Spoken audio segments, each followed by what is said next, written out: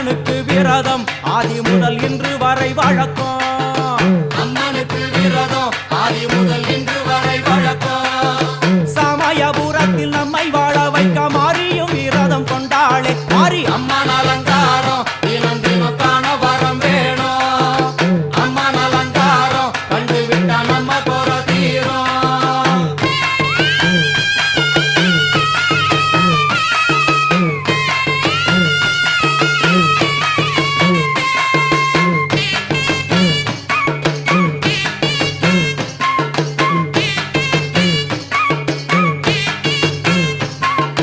ஜாதி என்ன ஜாதி அம்மா